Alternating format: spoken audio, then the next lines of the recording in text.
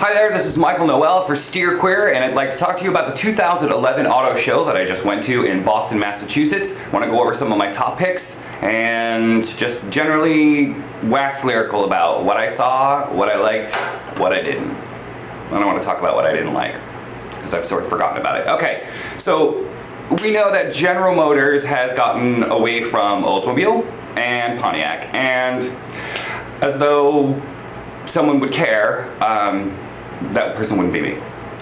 So let's just say that now, with their sort of punching it up a little and making Buick their flagship affordable luxury model, we have the new Buick Regal. Now, the Buick Regal, definitely a pretty car. At first glance, looks like a Lexus. I suppose that's a compliment, since Lexus really has a great brand for luxury cars. This car comes with a couple of different motors. The 2-liter turbo and their sporty one, I worry that the GM 2-liter turbo power plant is just not powerful enough for this car to be comfortable. I'm sure it's quick. Again, I haven't driven it, so it's just my guess. I did drive the GM Equinox with the 2-liter turbo and found it to be really whiny. Sure, it moved, but it sounded like you had to beat the crap out of it to go anywhere, and I don't feel like that's good for longevity of a motor. So get the bigger power plant, either in the Equinox or in the Buick Regal. Also the Buick LaCrosse. Now, this is a really pretty car, not so dissimilar to the Regal. I think at glance would have a hard time telling them apart. The back end of the LaCrosse is a little bit chunkier, the front end looks a little bit more like an anteater. Again, sort of the direction that cars are going this way, this year, excuse me, in design. And I would drive either one of these cars and not be embarrassed. Let's just move right on to my absolute favorite of the car show. Not only my favorite, but also the favorite of almost every car magazine and every auto blog out there, and it's Hyundai. Hyundai, most specifically Sonata, Sonata, Sonata. And I don't mean a small song in Italian, I mean the Hyundai Sonata. Now, whether you get the hybrid, whether you get the 2-liter turbo, or the 2.4-liter, partial zero emissions vehicle, any one of these cars is beautiful. I drove the turbo, again, 2-liter, twin turbine. This thing is powerful, 274 horsepower. Now, for those of you who don't know what that means, it means good things. The 2-liter turbo comes with an upgraded suspension, the bigger 18-inch wheels and tires. It's beautiful. It's really a beautiful car. I want to have one. I want to have one right now, but you can't put a ladder in it. It's the one drawback. So that brought me to the Tucson, which was on the lot when I was looking at the Sonata. Hyundai Tucson. Now, when I think of a Hyundai Tucson, I think of a really affordable sport ute that's kind of junky looking and not very handsome. And they redesigned the Tucson this year, along with the new Elantra and the new Sonata. Clearly the same person's doing it, with all the swoopy lines, the LED lights in the back. The interior of this car is beautiful. Beautiful. They call, the one that I test drove, they call leatherette.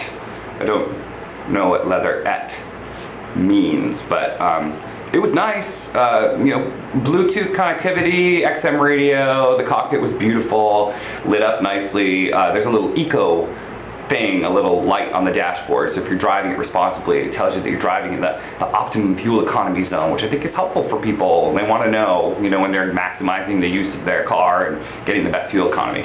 Alright, I'm still a Hyundai. I know, Hyundai. But, the days of the really junky Hyundai cars from the late 80s, it's just gone. So, this is a new Hyundai Genesis Coupe. Now, I've not driven this car.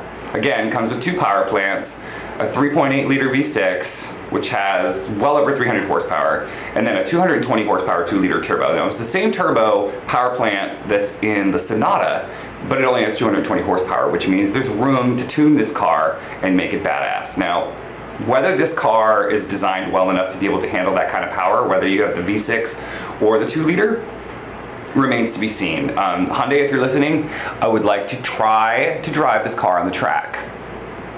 Okay, thanks. Let's see. Alright, pretty much wraps it up. A lot of the luxury brands weren't there this year. I didn't see any Porsche, which is good because I didn't want to vomit looking at the Panamera. It's just an ugly car. Let's see, no BMWs. You know, BMW, fine, it's a good driving car. Start designing. Give me something to look at. You're boring me, Volkswagen. You put me to sleep. What is with the new design of the Jetta? Really? Really? Really? Why did you design a brand new Jetta to look like a 12-year-old Toyota Camry? I won't ever know unless you tell me. Alright, so my top pick, my dream car that was there. Now, thank God Aston Martin showed up, because, you know, who doesn't want an Aston Martin? Well, I do.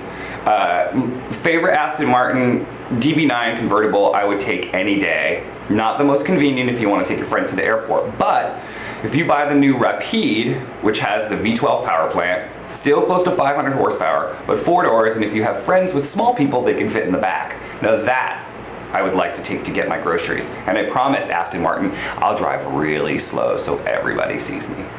Promise. Okay. Again, this is Noel for Steer Queer. That's my take on the 2011 Auto Show in Boston. Thanks.